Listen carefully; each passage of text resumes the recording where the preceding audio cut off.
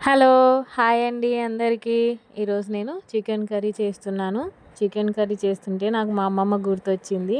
ఎందుకంటే నేను కొత్తగా పెళ్ళైనప్పుడు చికెన్ చేశాను ఇలాగ అమ్మమ్మ చూడ్డానికి వచ్చినప్పుడు.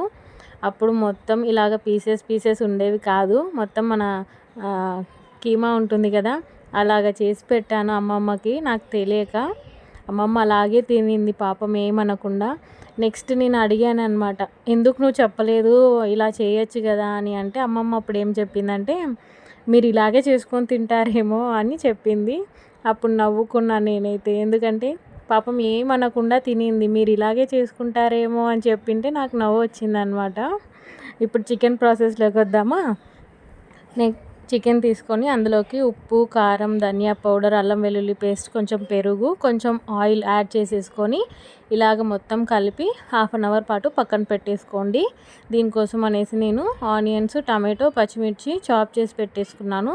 ఇప్పుడు బాండి తీసేసుకొని ఆయిల్ వేసేసుకున్నాక పోపు వేసేసుకోవాలి. పోపు హీట్ అయిన తర్వాత ఇలాగ ఆనియన్స్ యాడ్ చేసేసుకొని ఒకసారి కలుపుకున్న తర్వాత పచ్చిమిర్చి యాడ్ చేసేసుకొని ఒకసారి కలుపుకొని కరివేపాకు వేసేసుకోండి. ఇప్పుడు మొత్తం కలిసేలాగా అంతా కలుపుకొని ఇప్పుడు ఇందులోకి టమాటోస్ యాడ్ చేసేసుకోండి. పసుపు యాడ్ చేసేసుకొని అలాగే కొంచెం సాల్ట్ కూడా యాడ్ చేసుకోండి. ఎందుకంటే టమాటోస్ మగ్గాలి కదా. ఇప్పుడు మూత పెట్టేసుకొని టమాటోస్ని మగ్గనిద్దాము. హాఫ్ వరకు టమాటోస్ మగ్గిపోయాయి కదా. ఇప్పుడు ఇందులోకి ఒక 1 స్పూన్ అల్లం వెల్లుల్లి పేస్ట్ యాడ్ చేసేసుకొని ఇప్పుడు చికెన్ యాడ్ చేసేసుకోవాలి. అంతా కలిసేలాగా కలుపుకోవాలి.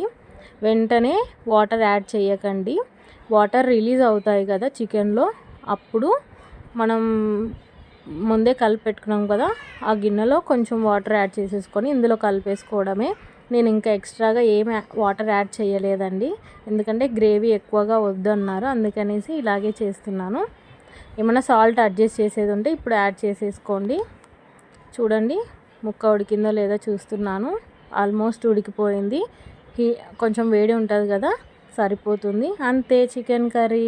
సబ్స్క్రైబ్.